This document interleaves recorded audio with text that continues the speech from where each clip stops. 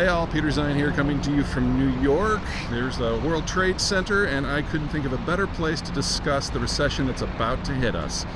This is the latest in our series on the fire hose of chaos, how the Trump administration's domestic and international policies are affecting the U.S. economy.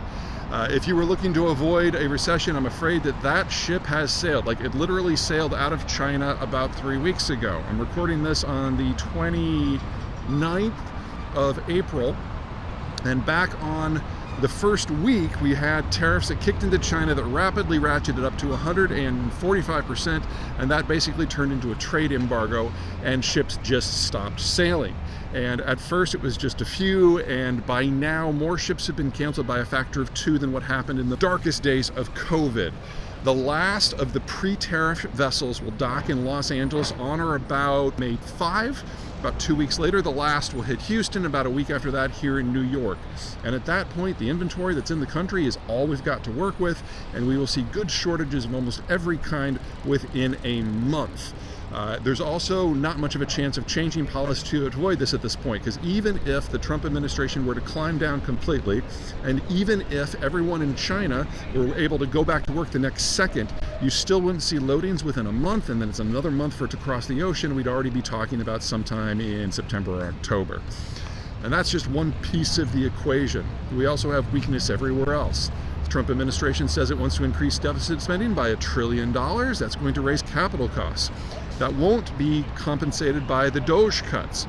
DOGE has steadily revised down how much they think they're going to cut out of the federal government from $2 trillion to $1 trillion to $150 billion.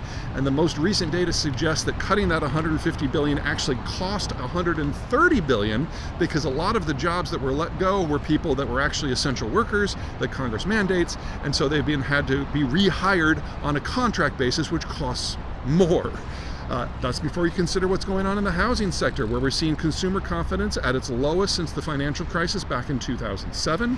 That's before you consider that industrial construction spending has dropped to zero, something that never even happened during COVID, and that kind of blip doesn't exist and is going back as far as the data is.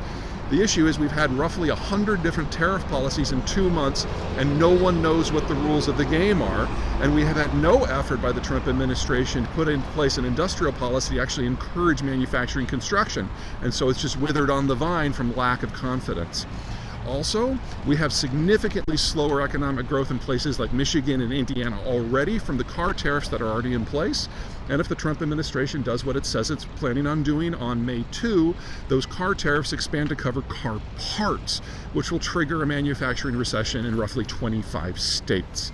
And that's before you consider that consumer spending is going to hit by agricultural tariffs that are just around the corner, and that's before you consider drug tariffs or semiconductor tariffs, which are being promised.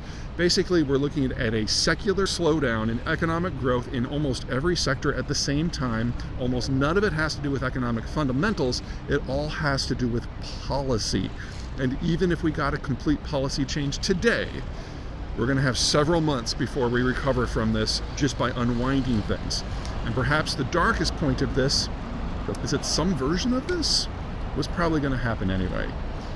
Birth rates have been dropping for decades, and it was always going to be the period between 2025 and 2035 when a number of countries, including but not limited to Germany, Italy, Japan, and China, basically aged out of being productive systems. And when that happened, globalization was going to crash.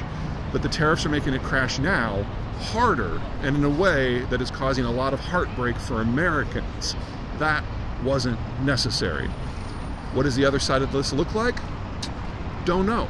That has become a policy question.